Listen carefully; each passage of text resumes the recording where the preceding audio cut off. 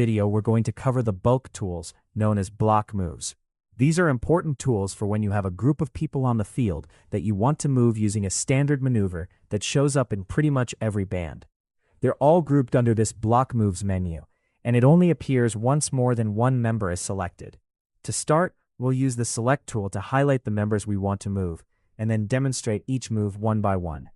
As you can see, I've already placed about 40 members on the field in a nice block so we can run through the demo, and I've loaded some music as well. The first block move, at the very top of the menu, is counter march. In a counter march, the block marches through itself, rank by rank. You set which way the block is currently facing and which side each row peels off toward, and the formation reverses itself.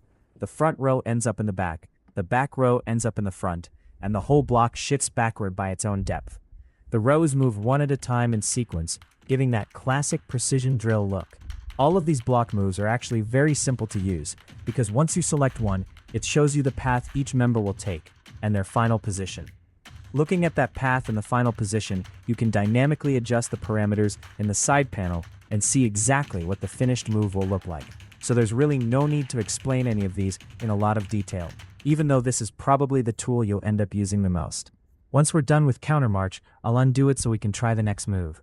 I'll select everyone again, and this time under block moves, I'll choose spiral. The name is pretty self-explanatory. The block spirals out. On the right-hand side, you can choose the direction, clockwise or counterclockwise, the number of loops it makes, and whether the spiral goes inward or outward.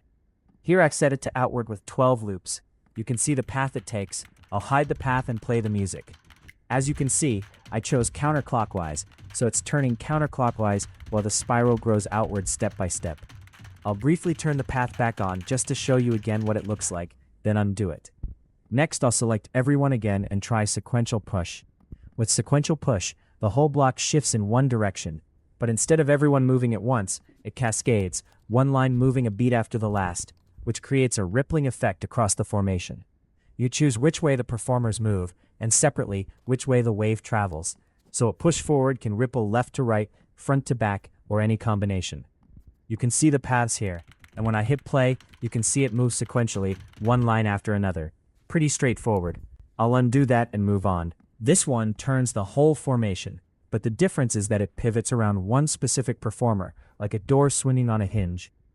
You tap the member who should act as the pivot, and everyone else sweeps an arc around them while the pivot barely moves. That's different from spiral, where the center point is calculated automatically by the app. Here you actually choose the member. As you can see, it's pivoting around the member I selected, Imani, so it's pretty straightforward. I'll stop it and undo. The next move is accordion. Like the name suggests, it makes an accordion-style formation. On the side panel, you set the number of counts.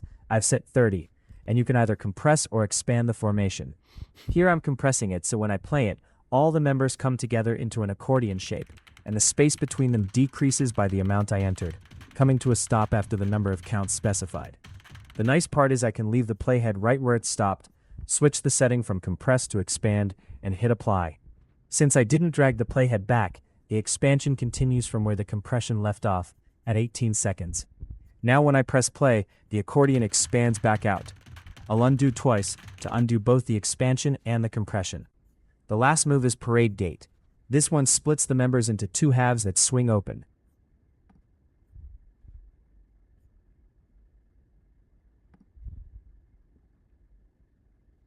On the right, you choose a direction, up, down, left, or right, for how it splits.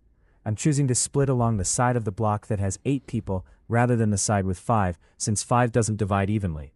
Splitting along the 8-person side keeps both halves even. As you can see, one of the members gets highlighted because the app has collision detection built in, and it's flagging that 2 members collide at some point during the move.